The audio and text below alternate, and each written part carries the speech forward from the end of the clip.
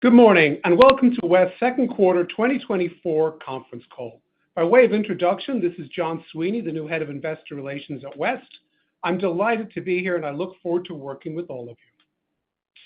We issued our financial results earlier this morning, and the release has been posted to the investors section on the company's website located at westpharma.com. On the call today, we will review our financial results, provide an update in our business, and present an updated financial outlook for the full year 2024. There's a slide presentation that accompanies today's call, and a copy of the presentation is available on the investors section of our website. On slide 4 is our safe harbor statement. Statements made by management on this call and the accompanying presentation contain forward-looking statements within the meaning of the U.S. federal securities law. These statements are based on our beliefs and assumptions, current expectations, estimates, and forecasts. The company's future results are influenced by many factors beyond the control of the company.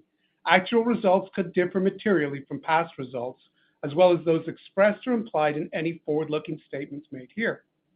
Please refer to today's press release, as well as any other disclosures made by the company regarding the risks in this subject, including our 10-K, 10-Q, and 8-K reports.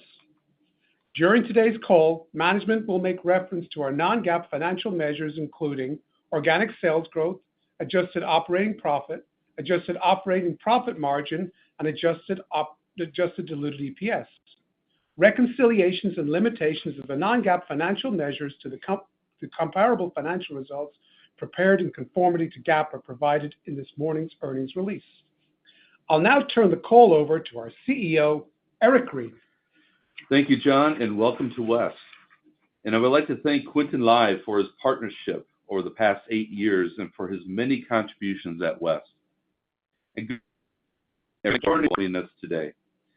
We will start on slide 5, where I will cover 3 main topics. First, examine the drivers of Q2 performance. Second, discuss a revised outlook for the remainder of 2024. And third, provide insight on our long-term financial outlook and why we remain confident in our growth strategy. Let's begin with Q2 performance. We had a lower than expected second quarter impacted by continued customer destocking. That being said, we are seeing promising signs from our customers that give us confidence of a turning point in this trend. Looking ahead, we expect the second half of the year to be stronger than the first half, with a return to year-over-year organic growth in the fourth quarter, led by our proprietary product segment, specifically biologics. We have adjusted our full year 2024 guidance to reflect a more gradual recovery as compared to our previous expectations. While I'm disappointed that we're lowering our guidance, I want to reiterate my confidence in West's proven market-led strategy and attractive long-term growth potential. Turning to slide 6. We are the market leader in containment and delivery of injectable medicines, which is one of the fastest growing areas of healthcare. We have an even stronger position in biologics, which is the fastest growing segment with injectables. Our products are addressing the most critical therapeutic areas, including immunology, oncology, rare diseases, and obesity. And for the past 5 years, West has achieved a CAGR of double-digit organic revenue growth, demonstrating that we have been able to deliver our long-term financial construct of 7 to 9%. Moving to slide 7. Our confidence in our medium to long-term trajectory is underscored by our ongoing capital expansion projects. The investments we have made to address COVID are now being repurposed to drive increased capacity to address new opportunities. In addition, we have expansion plans focused on HVP products that provide a combination of increased manufacturing capacity and higher level of global standardization through our network. For biologics, GLP-1s, and changing global regulatory requirements, we are seeing increased customer interest for higher quality, lower particulate, and more standardized solutions. This favorably positions West's innovations and leading products such as Westar Select and NovaPure. Another focus for our capital allocation is our HVP devices, which includes our self-injection devices. Our platforms are an integral part of our customers' drug-device combination products that are making a difference to patients. These expansion projects remain on target for the back half of the year and 2025. And lastly, for contract manufacturing, we have an exciting growth contribution from our new capacity at our Grand Rapids site. A few weeks ago, I had the opportunity to join our team as we open this new portion of the state-of-the-art facility in support of our customer's injection device platform and producing product in Q4. And we have the ongoing expansion in Dublin, which is already dedicated to contracted demand for components associated with drugs for diabetes and obesity. We expect it to be completed by the end of Q3. Our promising growth drivers have us positioned to drive significant value for our customers, the patients, and shareholders as we move forward. Shifting to slide 8. At the end of June, we published our 2023 sustainability report on the company website. Proudly, we received several accolades, including being named as one of the America's most responsible companies by Newsweek. Now I'll turn the call over to Bernard. Bernard? Thank you, Eric, and good morning. Let's review the numbers in more detail. We'll first look at Q2 2024 revenues and profits, where we saw a mid-single-digit decline in organic sales, as well as declines in operating profit and diluted EPS compared to the second quarter of 2023, given the current market dynamics. I will take you through the drivers impacting sales and margin in the quarter, as well as some balance sheet takeaways. And finally, we will provide an update to our 2024 guidance. First up, Q2. Our financial results are summarized on slide 9, and the reconciliation of non-US GAAP measures are described in slides 17 to 22. We recorded net sales of $702.1 million, representing an organic sales decline of 5.9%. Looking at slide 10, proprietary products organic net sales decreased 8.4% in the quarter as customers' destocking continued at a higher rate than anticipated. High-value products, which made up approximately 71% of proprietary product sales in the quarter, declined by double digits, primarily due to decreased sales of our Westar, Dichrocrystal Zenith, and FluroTec products. Looking at the performance of the market units, the biologics market experienced a mid-single-digit decline, primarily driven by lower volumes of Dichrocrystal Zenith and Westar products. The pharma market unit saw a low single-digit decline, primarily due to a reduction in sales of admin systems and Westar products, while the generics market unit declined double digits, primarily due to lower volumes of our FluroTec and Westar products. Despite these revenue declines in the quarter, we do expect revenues in the second half of 2024 to be greater than the first half. Our contract manufacturing segment experienced mid-single-digit net sales growth in the second quarter, led by growth in sales of components associated with injection-related devices. Our adjusted operating profit margin of 18% was a 650 basis point decrease from the same period last year. Finally, adjusted diluted EPS declined 28% for Q2. Excluding stock-based compensation tax benefit, EPS decreased by 28.4%. Now let's review the drivers in both our revenue and profit performance. On slide 11, we show the contributions to organic sales decline in the quarter. Sales price increases contributed $21 million, or 2.8 percentage points of growth in the quarter. More than offsetting price was a negative volume and impact mix of $65.5 million, primarily due to lower sales volume caused by customer inventory management decisions in the period, and a foreign currency headwind of approximately $6.1 million.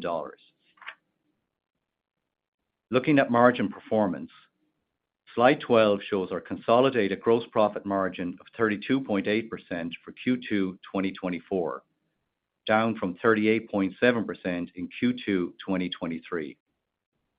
Proprietary products' second quarter gross profit margin of 37% was 690 basis points lower than the margin achieved in the second quarter of 2023.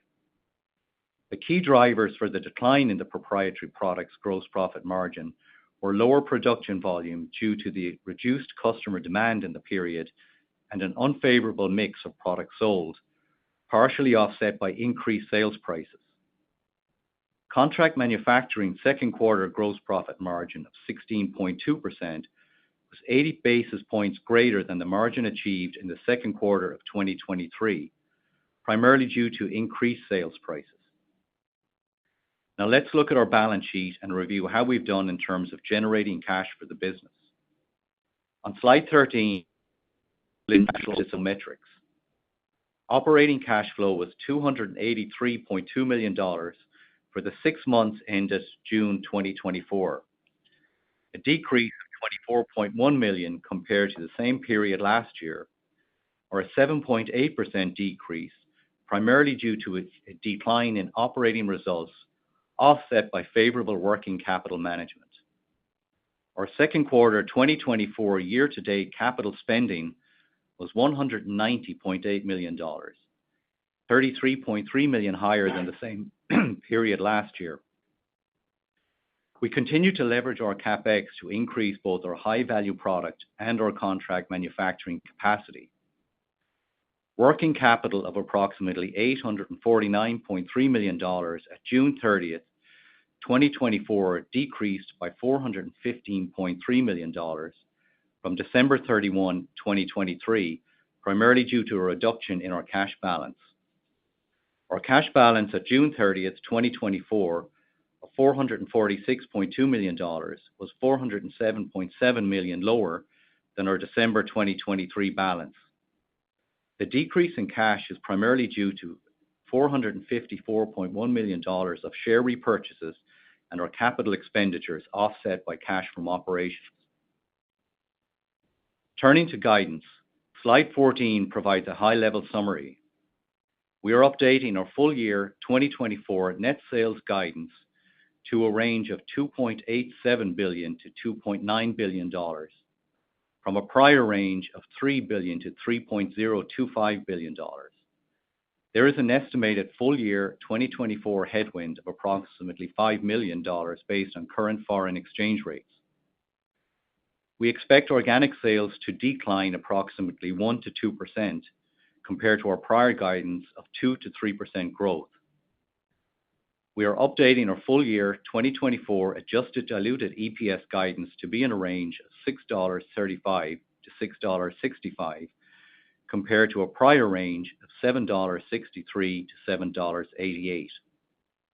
Also, our CapEx guidance is expected to be $375 million for the year, which is an increase from the previous guidance of $350 million. The increase in CapEx is driven by additional investments in growth initiatives and the timing of spend on one of our major projects. There are some key elements I want to bring your attention to as you review our guidance. Full year 2024 adjusted diluted EPS guidance range includes an estimated FX headwind of approximately $0.03, based on current foreign currency exchange rates, which is a decrease from the prior guidance of $0.04. The updated guidance also includes EPS of $0.22 associated with first half 2024 tax benefits from stock-based compensation. Our guidance excludes future tax benefits from stock-based compensation.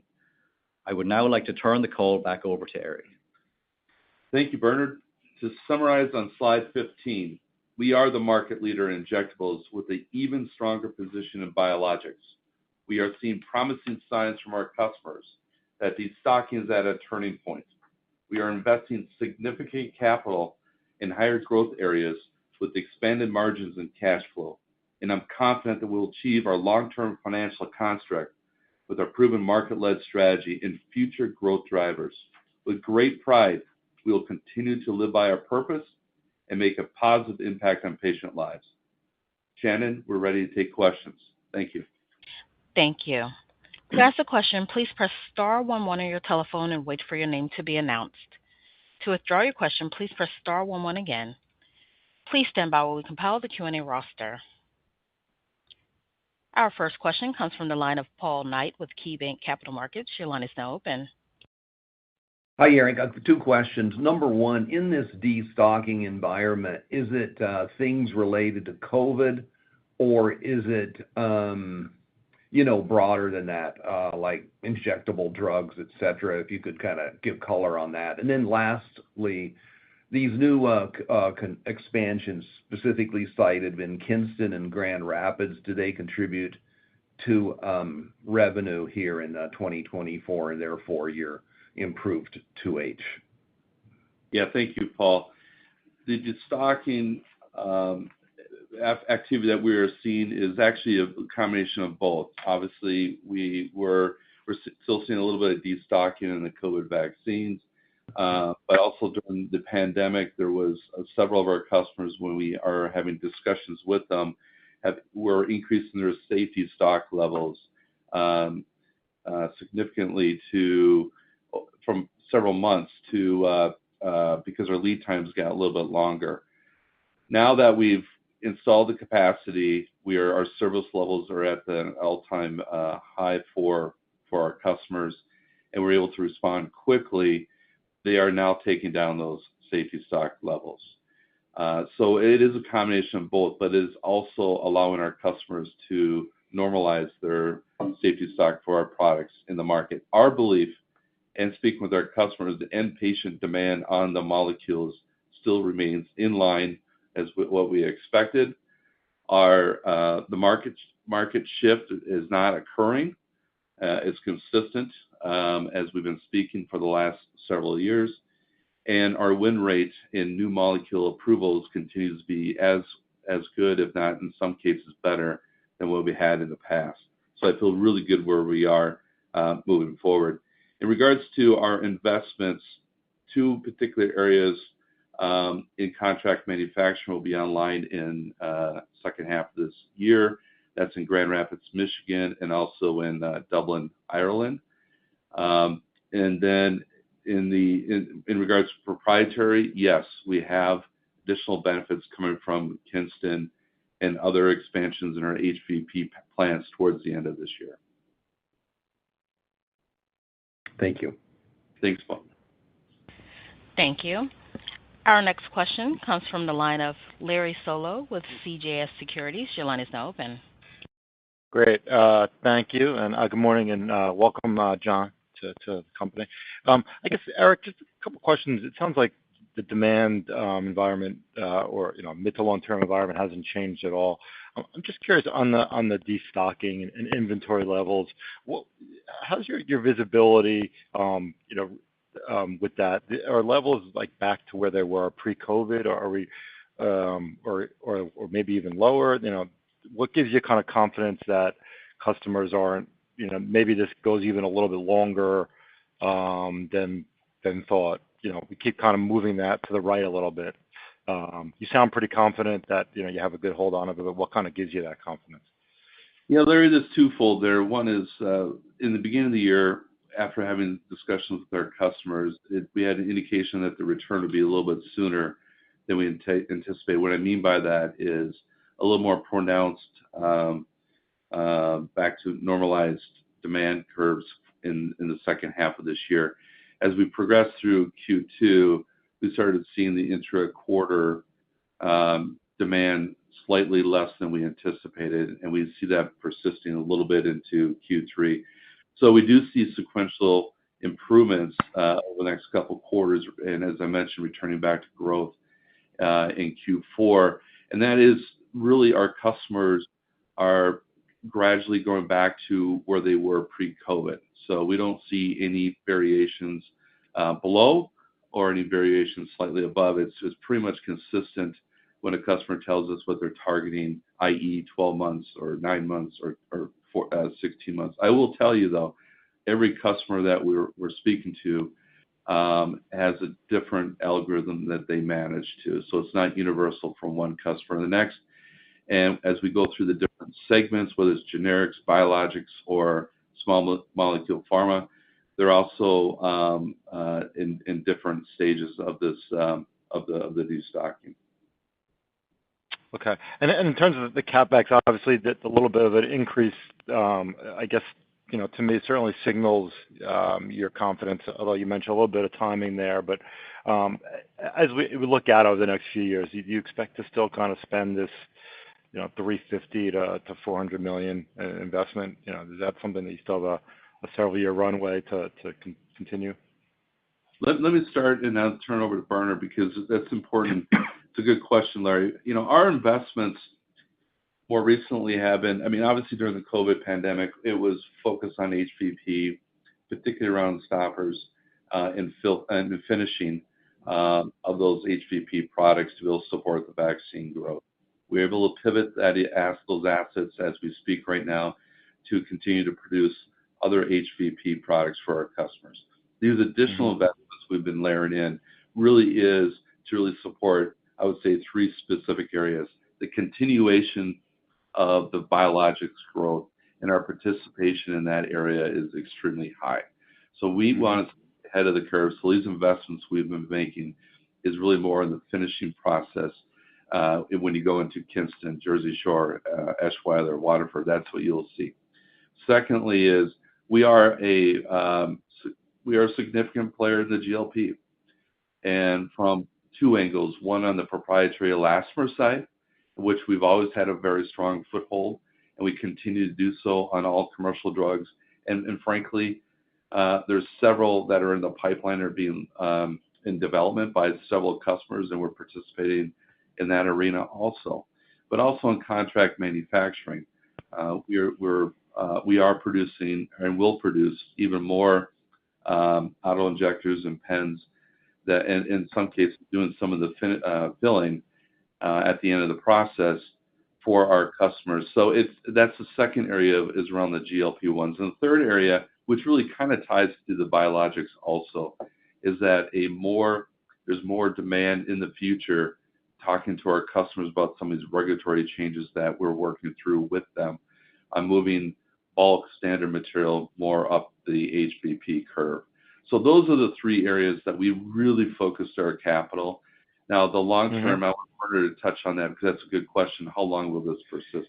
Yeah, Larry, just two things on that. One on the increase in CapEx for this year. Really, the major driver behind that is business that we've been awarded from customers for our Dublin facility, where they actually want us to put the capacity in place sooner than originally anticipated. So we've pulled some of that CapEx that we had earmarked for 25 into 24 to meet those requirements.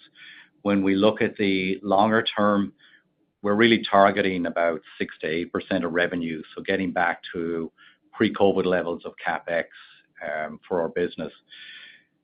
And, but that, again, and that's based on the demand that we're seeing today and how we're going to meet it. If that demand increases or goes beyond that, and particularly around finishing capacity is the areas where we see that could potentially happen, then we would deploy more capital, but it would be very growth focused if that was the case, and always around or predominantly around HVP. Got it. And the 6 to 8%, Bernard, CapEx of revenue, does that kind of support your sort of 7 to 9%, targeted growth outlook? Not this year, maybe, I don't know if it begins next year, but certainly, multi-year, sort of 7 to 9. Has that changed at all, that 7 to 9? I should, let's rephrase no, the 6 to 8% would support that level of growth. And as we say, if we go beyond that, and then it depends on what areas and where the growth comes from, we always have the ability to go and adjust that. But again, the CapEx remains very growth focused. And I think we're getting to like 60 to 70% of our CapEx budget is really growth focused at this point, and predominantly around HVP, and then some, as Eric said, in contract manufacturing.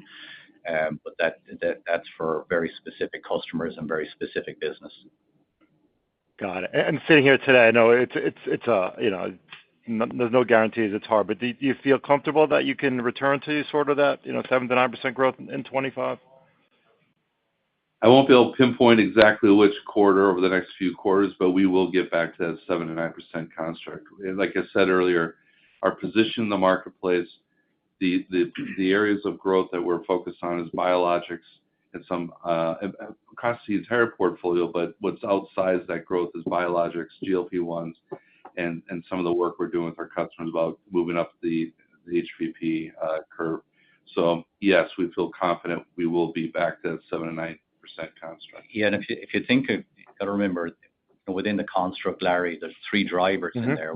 One is volume, the other is price, and then you've got mix shift. So you've got three drivers, supporting that construct over the long term. And if you look back over the CAGR between 2019 and as to where we're guiding today, that's about 10% growth. Right. So that construct is underpinned by those three drivers. And then if you look at the areas that Eric just called out that support that thesis, particularly around the mix shift, you're looking at the changing regulatory land, GLP, or high level of participation around biologics, and then demand normalization. Plus, we have the infrastructure and capacity in place now to be able to respond in the required lead times by customers to be able to support that growth over the next number of years. Got it. Great. I appreciate the caller. Thank you, guys. Thanks, Brian. Thank you. Our next question comes from the line of Justin Bowers with Deutsche Bank. Your line is now open.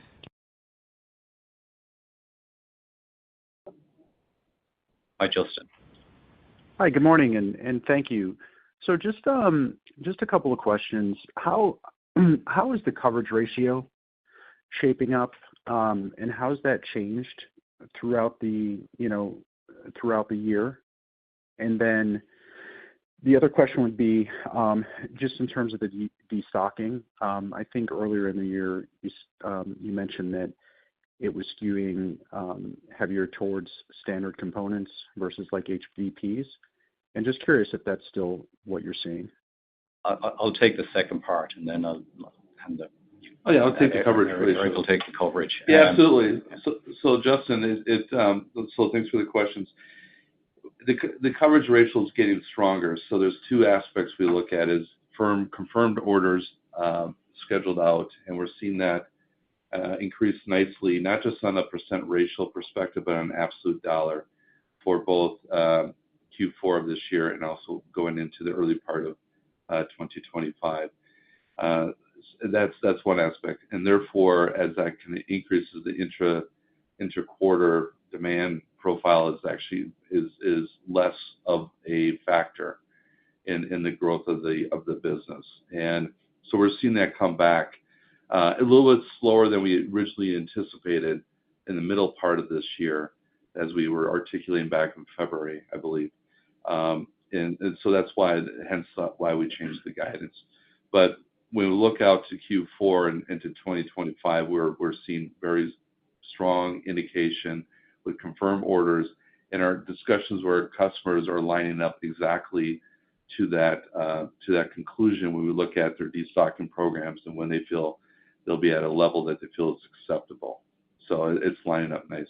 You want to touch on destocking? Yes, on the destocking, Justin. When we look at that, we have been seeing that in our biologics segment and in generics. That's where we saw the biggest impact here in the second quarter. And that's really where, as we were going through COVID, that's where we saw the most pressure also around lead times, where customers really had to manage their supply chains. And that's where we believe the safety stock built over time. So that's why we are seeing destocking in those areas right now, to a larger extent versus comparing this to our other market units. And you can see that play through then on the impact on our gross margin and operating margin, is that's impacting our mix. So we're having a volume impact because of that, but we're also having a mix impact. And I think what we saw in COVID and what we would see when we return to normalized growth rates, and seeing that gross margin up and operating margin expand in line with our long-term construct and potentially beyond that. So I think that's where when we look at it, we're looking at it from a revenue perspective, but also looking at an impact on margin and saying, how do we get back to the margins that we're used to delivering on? And when we see those biologics and generic markets start to normalize, we'll see the revenue rebound, and also from a margin perspective, we'd see that also. Understood. And then maybe just one quick follow-up in terms of your improved throughput. Do you have a sense from your conversation with customers, are they now trying to manage inventory levels in line with your lead times? Or just trying to get a sense of change in ordering patterns and where that might normalize? Yeah, Justin, exactly. That's the point. We're unfortunately during the pandemic, due to the demand that was put on our business, our lead times did go up to anywhere between 30 to 50 weeks. And with the consistency now in the last several quarters of, call it 8 to 12 weeks, sometimes earlier, sometimes a little bit longer, depending on the processing. Our customers are realigning their reordering patterns based on those lead times, and we're seeing that clearly. So as they built inventories during the longer lead time periods and during the supply chain constraints during the pandemic and across the whole industry, we're seeing that also coming down, but also the realigning. So what you'll see a pattern of more frequency instead of one large bolus is more paced throughout the next 3 or 4 quarters, which, by the way, is also very effective for our operations. So it aligns real well with where we want to be long term. Got it. Appreciate the questions. Thank you, Justin. Thank you. Our next question comes from the line of Avantika Dabaria with Bank of America. Your line is now open. Hey, this is Mike Riskin from BofA. Just want to go back and just touch on the destock one more time, because that's where we're getting the most debate. I mean, I appreciate all your comments about coverage ratio and conversations with your customers, but you also had similar comments after 4Q and 1Q earlier this year. So it just seems like the situation does evolve, and the conversations with customers do evolve. As we look to the guide for 3Q and 4Q, it seems like there's a little bit of a step up implied in 3Q and a pretty sizable step up in 4Q just to get to the fiscal year numbers. So why not take an even more conservative guide at this point in the cycle? I mean, it just seems like there's still some risk that the destock could evolve one more time. So just would love to get your thoughts on that as you progress through the year. And then tied to that, I'll throw in my second question right away. Has to do with the margins and the EPS outlook. Is there any incremental cost cuts that are assumed in 4Q, 3Q or 4Q to get to the EPS number? Obviously volume deleverage has a big impact on gross margins, but just wondering what's implied there as you go through the year. Thanks. Yeah, so what we are seeing is that, for Q3, we don't see any major step up, kind of nearly continuing the way we've been going. Some sequential improvement, as Eric mentioned, and then a step up into Q4. And that step up in Q4 is really driven by the customer segments within biologics and a reasonable improvement in generics. But the main driver is around the biologics market, and that's what we're seeing, and that's the information we're getting from our customers, and that informs the basis of our guide at this point. And as Eric said, then there are metrics around that which are giving us, confidence that will actually materialize. And then on the EPS, we have been managing our cost base pretty tightly. As we're very operationally focused, and we've been managing the variable costs across our plants as we have been going through 2024. One thing that we have to be cognizant of with cost management is that when we're expecting to get back to growth, we need to make sure that we have the right resources and capabilities in place to be able to support that growth so we don't derail it. So we're managing that pretty tightly. Other than that, we're not making any significant cost cuts, but we are, I would say we're using appropriate cost management to manage through the destocking period, although it is extending a little bit longer than we originally anticipated. But also we have to be prepared for returning to growth to make sure that we're able to support our customers with that. Hopefully that helps.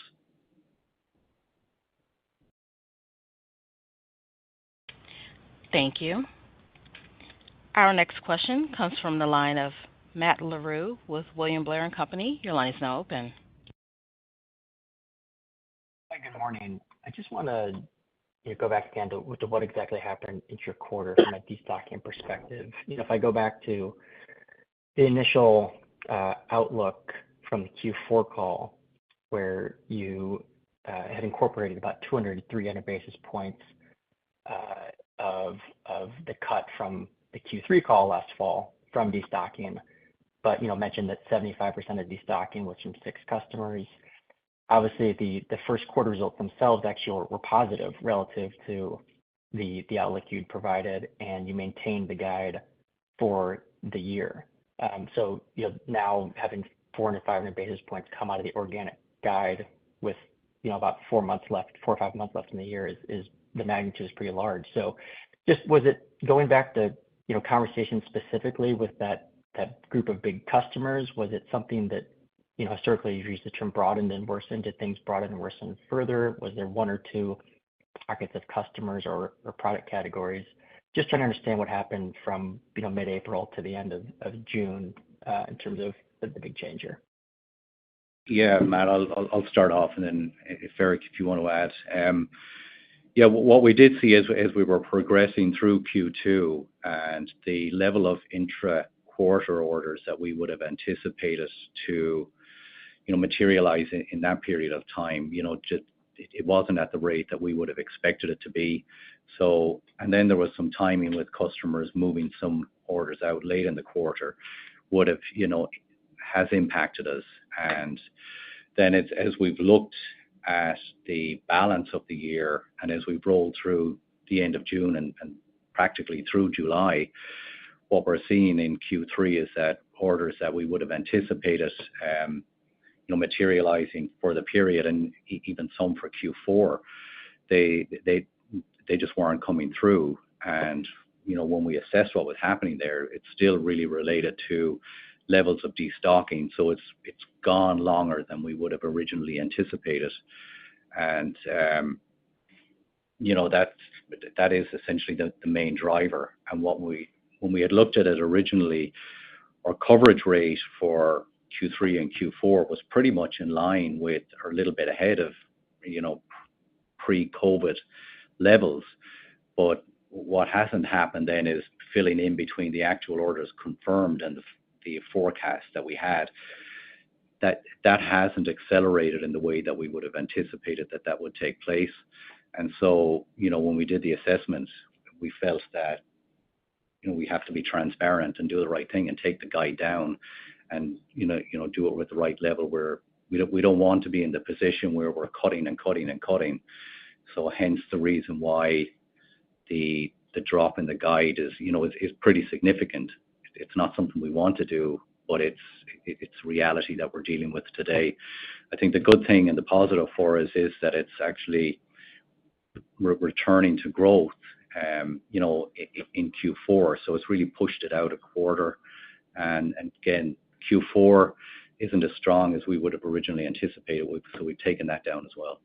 And I'll just add to this, thanks, Bernard. And it became more of a gradual recovery, I believe, in what we're seeing versus more pronounced Q3 recovery. And that's actually one of the drivers of why, based on the customer conversations, it's still a similar group of customers across multiple segments. Yes, there's some of the larger ones we highlighted earlier in the year that they're actually going through the process and then getting to closer to the end of that process. But as we look through with these discussions, we look at where they are in their process, where we are with our able to produce the products in a very short period lead times. We are confident moving back to long-term construct. And that will, It's going to take a little more time than we anticipated, but as it indicated in the guidance that we gave, we're getting closer to that in Q4. And we believe that will carry on going forward. So, yes, Matt, that's a very clear statement we made earlier this year about being more acute, but it's taking a little bit longer to work out than we anticipated in the industry. Okay, understood. And I think having observed this in the bioprocessing industry over the last 18 months, fully appreciate that it's challenging to understand customers' pace of inventory work down, and at times maybe there's competing incentives in terms of them wanting you to have capacity available for demand that they may or may not give you in the next quarter or two. So in light of that, you referenced now understanding that customers are managing to you're now more normalized or reduced lead times. As part of those conversations, you feel like you have a better understanding of how much inventory is sitting out there, and when you kind of combine those two observations, does that give you conviction specifically, not in the back half of the year, but specifically in the third quarter? And how did you incorporate perhaps these better understanding of where customers are at into the way you're thinking about this back half guide? Yeah, Matt, the clarity of more recent conversations than the beginning of the year gives us that conviction of where we're going in the near term, and moving up to, when I was talking about the mid and long term, getting back to that growth algorithm we've been accustomed to and we expect based on our market position and what we see ahead of us. But yes, we're the clarity of where they want to land with the safety stock, and the confidence they have in our ability to deliver and meet those service levels that we expect and our customers expect. And we're able to do that today with the capacity we have online. And that's the reason why we continue to fuel the capital, so that as the growth continues to occur in 2025 and beyond, is that we're well positioned versus getting behind the curve, which would happen during the pandemic. So we have much more visibility today and better clarity, and we're firm on making sure that we are going to be delivering what we said we were going to deliver. Okay, understood. Thank you. Thank you, Matt. Thank you. Our next question comes from the line of Jacob Johnson with Stephens. Your line is now open. Hey, thanks. Good morning. Maybe just to go back to the EPS guidance, you're pointing to kind of down 1 to 2 organic growth this year, and I think it would seem to apply probably like 300 to 400 bips of operating margin contraction, which is kind of greater decremental margins than the long-term algo would suggest. Can you just flush that out a bit more? Is some of that capacity additions, et cetera? And then I think I heard Bernard mention earlier, perhaps as revenues recover, maybe we could see something better than 100 bips of margin expansion. Can you just talk about the incremental margins as we return to growth in 4Q and beyond? Yeah. So the major impacts on margin that we've seen here, in Q2 is really driven by volume and then mix. And, for a high volume manufacturing operation, any decrease in volume like that is going to have a significant impact. And where we're seeing it, Jacob, is really in HVP. So the drop is in biologics and generics. And so we're getting this kind of outsized impact on margin, where if you look back at, take the COVID years when we were getting a large amount of expansion in HVP and growth in that area, we were getting outsized margin expansion, well beyond our 100 basis points. So essentially what we're seeing now is the reverse of that. So when things normalize, we start to see growth again and getting back into our long-term construct, that volume growth will be driven within HVP. And then also that aligns with the mix shift as well, improving where, our HVP was in the kind of mid-70s as a percent of proprietary revenues. And today we're saying it's about 71%.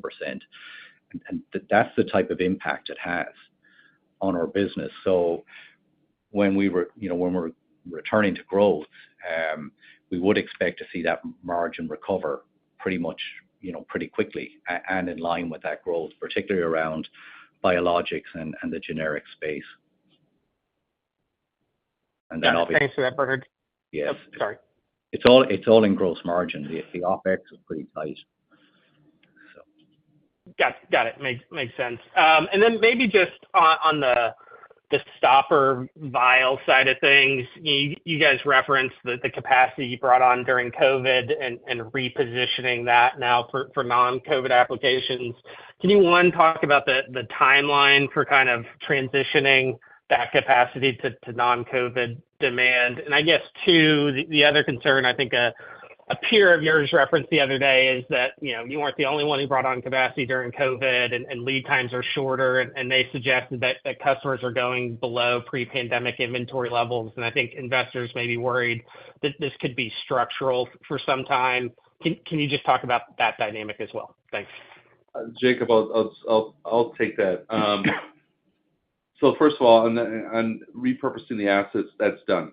So we're able to leverage not just for like NovaPure stoppers, but also use the processing for plungers, as an example, or other types of SKUs in the HVP portfolio.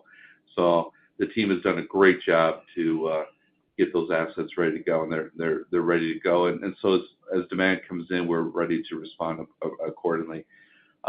In regards to what our customers are telling us in regards to where they want to stay with their safety stock, because of where we are in the supply chain, and if you think about the economics of our product as a percentage of the drug molecule, we don't see that going any further down below pre-pandemic levels. So we believe it's going to, for us, I can't speak for others, but for us, with our customers, for the types of products we provide, the lead times that we can provide, and the number of SKUs we provide our customers, we believe, based on the conversations, we'll be back to pre-pandemic levels. Got it. Thanks for that, Eric. I'll leave it there. Thank you. Thank you. Our next question comes from the line of Dan Leonard with UBS. Your line is now open. Thank you. I have another question on visibility. Can you discuss the breadth of your visibility? And I ask because I'm wondering if we're in a situation where you have close contact and visibility with those large customers, but rather it's the long tail of smaller customers that are driving the downside surprise. Actually, so Dan, thanks for the question, but the more variability has been with the larger customers. And the smaller customers, although obviously we're very focused on that because that's really feeding the pipeline when you think about new developments, and the volumes there are less and the frequency of orders are probably a little higher. The predictability of which quarter it lands in is lower, but the order of magnitude on the destocking impact is less. So I'm not sure if that helps, but obviously a very important part of our portfolio are the smaller biotech pharma companies, when you think about their innovation pipeline and how that feeds into the whole ecosystem of the injectable medicine space. But the impact that has on our fluctuation on the revenues is not as great. I don't know if that helps, Dan. That's great. Thanks for that clarification, Eric. And a quick follow-up. You mentioned that the new capacity in Dublin opens in the third quarter. How important is Dublin to the fourth quarter revenue ramp? Not really. I mean, the team is going to work really hard to get that capacity up and running and full utilization. But the reality is, it takes us a few quarters to ramp any new site of that magnitude up to full capacity. So I would suggest that's not a major driver to why we're giving the guidance the way we are for Q4. Got it. Thanks a bunch. Yeah. Thank you. Thanks, Dan. Thank you. Our next question comes from the line of David Windley with Jefferies. Your line is now open. Hi, good morning. Thanks for taking my questions. I'm going to try to ask a few in a different way. Eric, in June when we were together, you talked about 50% or maybe a little less of your revenue comes from large customers where your visibility is higher, I thought you said, because of the high volume that you do with them, the connectivity that you have with them, and then the smaller customers are much more volatile, and you kind of, to Dan's question there, commented on that. I thought you said that your visibility or your forecasting accuracy around those large customers was really accurate over time, but you also then just said that those are actually the source of the destock. And so I wanted to make sure I understood kind of the historical accuracy and tie-in with those large customers, but seemingly a disconnect on that right now. Is that the right way to think about it? No, what I would say is that, so David, thanks for the question, but I would say is that the larger customers have larger variability. When they do, we'll have a discussion about a forecast, and then they would, when we get to the point of actually firming up as a confirmed order, there is some movement that is occurring. And since it doesn't take many of them to have a meaningful impact compared to the smaller account. It is true on the smaller account, and maybe I should have been clear. When we look at degree of accuracy, we're looking at quarter versus quarter prior year. And therefore, in the smaller accounts, that's less predictable on which exactly month, quarter it will land. We have a high repeat business model. And we mentioned this before, that majority of our revenues, it's almost annuity-like. Every year there's a repeat, and then what the variable would be drug demand up or down, and then that's the throttle. But in this particular case, when we talk about the degree of accuracy, the smaller accounts from a quarter versus prior quarter is a little more harder to predict. But from a impact to the revenues, the larger accounts are the ones that have a more meaningful impact on the dollar value perspective from one quarter to the next. Got it. Okay. And then in terms of the improving confidence, I guess I'd like to key on Bernard's answer about kind of the cuts to this year and the order patterns. Earlier in the year, your coverage was encouraging relative to pre-COVID levels, but then the fill-in on top of that not coming as you expected. Can you give us some sense of what is a normal level of coverage versus the amount of go-get? Like how much go-get do you have for the second half of the year, in absolute or relative that gives you the confidence that you can get to the levels that you're now setting? Yeah, but the exact number we're not going to give out for pretty obvious reasons, but it's our coverage rate and the go-get that we would have to do now on this new guidance is, I would say, we're more confident around that and delivering it and being able to get it. And that go-get is based on conversations with customers, understanding their order patterns and changing order patterns and factoring all of that in, and then understanding what their forecasts are. So that's what's given us the confidence. So the size of what we have to go get isn't as large from a dollar perspective. And as I said, when we talked about it earlier in the year, we had a level of confidence around it and anticipate a certain conversion rate. Obviously, that hasn't materialized in the way we would have anticipated. So we have adjusted our guidance to reflect that and give us confidence about being able to deliver on the numbers now that we're guiding to. Got it. And Bernard, to your point, management did say similar things about when those 6 customers kind of arose and kind of shockingly we're not going to be ordering as much earlier in the year, and the guidance was 2 to 3 instead of the 7 to 9 construct. So you had those conversations earlier in the year and are talking about having them again here in the middle of the year. I guess I'd also invoke, you mentioned that that you go back to pre-COVID levels and look at the growth rate. We've done the same. You said 10. It looks like it's even a little above 10.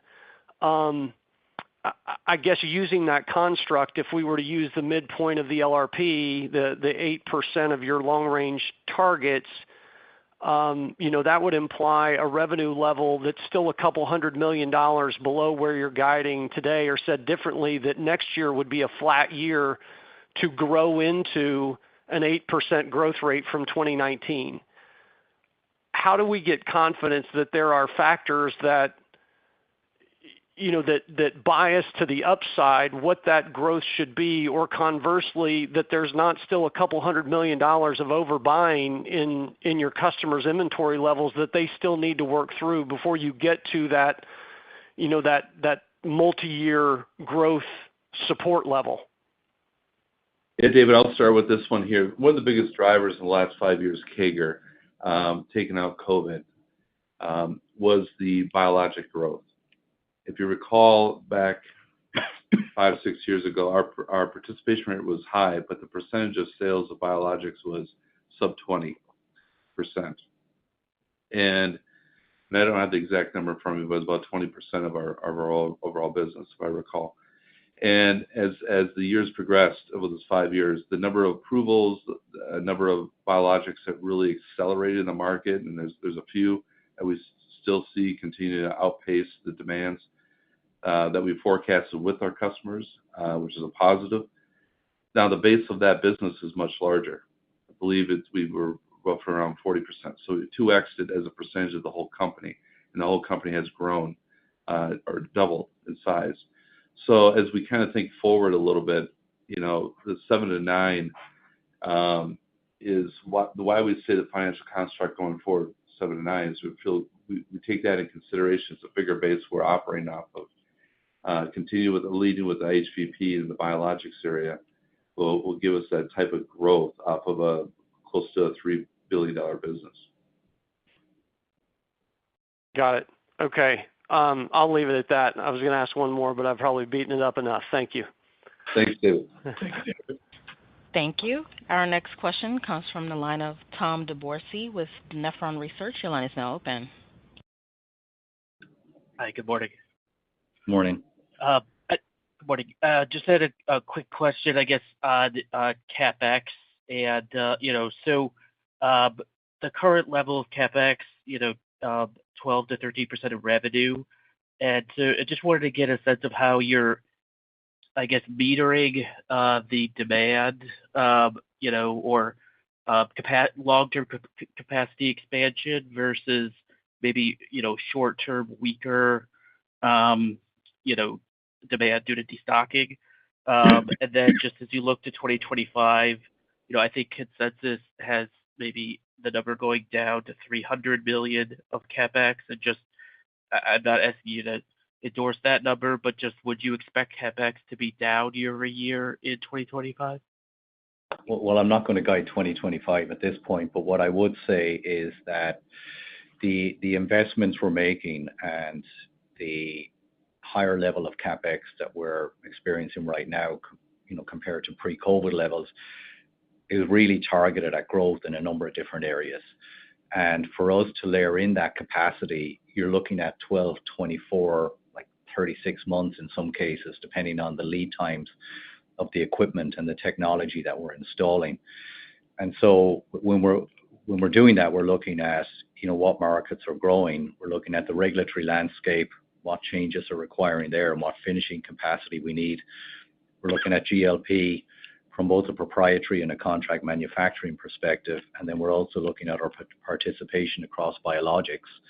And again, what sort of capacity we need there. So we've got 3 pretty powerful drivers for growth coming on over the next couple of years. And for us, we need to have that capacity installed to meet that demand when it actually materializes, so we can respond. So we don't get into the position where our lead times get pushed out like they had during the COVID timeframe. Looking beyond, as we said earlier on the call, we would expect our CapEx over the next year or two to get back to more normalized levels of 6 to 8% of revenues. That's what we would target we'll be targeting, and that supports the long-term construct growth of 7%-9% on the top, and be more focused again on creating that mix shift and supporting that HVP growth. So hopefully that kind of gives you some color. Thank you. This concludes the question and answer session. I would now like to hand the call back over to John Sweeney for closing remarks. Thank you all for joining us today on the conference call. An online archive of the broadcast will be available on our website at westpharma.com in the Investors section. Additionally, you can access a replay for 30 days following the presentation by using the dial-in numbers and conference ID provided at the end of today's earnings release. That concludes the call. Thank you very much and have a nice day. This concludes today's conference call. Thank you for your participation. You may now disconnect.